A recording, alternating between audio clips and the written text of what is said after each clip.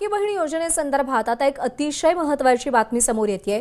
ज्या महिला अधिकारी आणि कर्मचाऱ्यांनी लाडकी बहीण योजनेस आपल्या माध्यमातून सांगायचंय की सर्व्हरमध्ये सुद्धा आम्ही अनेक सुधार आणलेले आहेत। रोजच्या घडीला जवळपास 4 ते 5 लाख लाडक्या बहिणींचा ई-केवायसी प्रोसिजर होते। आतापर्यंत जवळपास 1,10,00,000 पेक्षा जास्ती महिलांची ई-केवायसी प्रोसिजर झालेली आहे।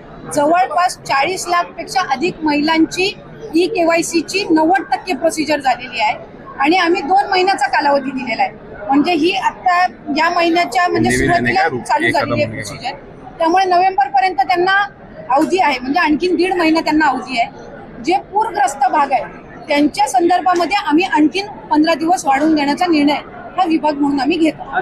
ते महायुतीच्या सरकारच्या एक संबंध कालावधीमध्ये आपण पाहिलं असेल तर कधी नेवळे तेवढं महिलांना त्या ठिकाणी प्राधान्य देतो।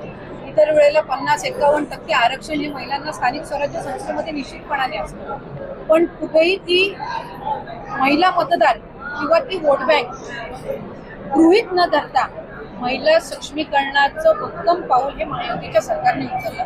पुढच्या कालावधीमध्ये ही जी सगळी शहरं आहेत तिथं अधिकाधिक महिलांना तिथं उद्योग व्यवसाय कसा देता येईल किंवा त्यांना त्या पद्धतीनं कशी गुंतवणूक करून त्यांना आर्थिक साक्षरता कशी आणता केलेली आहे। कार्यकर्त्यांना संबोधन करताना कशा प्रकारे तयारी आता या ठिकाणी आपण करणार आहोत?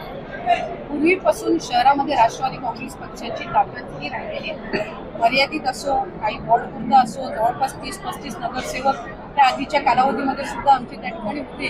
काम करत असताना आम्ही जरी महायुतीमध्ये असतो, आमचे 3 पक्ष आहेत, त्यातले राष्ट्रवादी काँग्रेस पक्ष सोडून 2 आमचे मित्र पक्ष आहेत, त्यात भारतीय पण अजून 3रा आहे। हे सगळं असताना प्रत्येक पक्षाला आपापली संघटना आणि आपापल्या पक्षाची वाढ करणं हे त्या ठिकाणी नैसर्गिक आहे आणि ते साधारणपणे प्रत्येक पक्षाच्या कार्यकर्त्याची सुद्धा जबाबदारी आहे। आम्ही त्या ठिकाणी हाच प्रयत्न करणार की अधिकाधिक राष्ट्रवादी काँग्रेस पक्षाचं संघटन मजबूत व्हावं, अधिकाधिक त्या ठिकाणी ठाणे शहराचा महापौर किंवा तिथं महानगरपालिका स्थापन होत असताना त्याच्यामध्ये कुठं ना कुठेतरी प्रमुख भूमिका ही राष्ट्रवादी काँग्रेस पक्षाची सुद्धा असावी, असाच प्रयत्न कार्यकर्ते आणि पदाधिकारी म्हणून या ठिकाणी होणार। वादग्रस्त विधान देतात त्याला कुठेतरी अजित पवारांनी नोटीस बजावलेली आहे, तरी सुद्धा थांबत नाही। त्यामुळे कशा पद्धतीने पक्षश्रेष्ठी आणि दादांनीच त्या संदर्भातलं उत्तर दिलेलं आहे आणि त्यांना जी काही नोटीस असेल किंवा जी काही पक्षाकडण्याची समज आहे ते आदरणीय दादा असतील, प्रदेश अध्यक्ष असतील, आमचे वरिष्ठ नेते त्यांच्या पातळीवर त्या ठिकाणी ते घेतील। काही पालकमंत्री पदाचा तिढा सुटलेला नाही।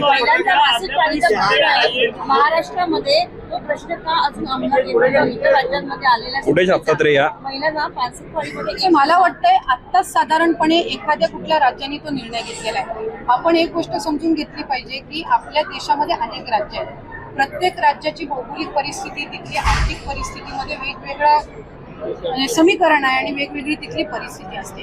आज आपण एका बाजूला म्हणतो की महिला या सक्षम आहेत, महिला या प्रत्येक क्षेत्रामध्ये इक्वल आहे। एका बाजूला आपण ते म्हणत असताना महाराष्ट्र राज्य उद्योग व्यवसायामध्ये इव्हन जीएसटी कॉन्ट्रीब्युशन मध्ये बाकी राज्यांच्या तुलनेमध्ये आज पुढे आहे।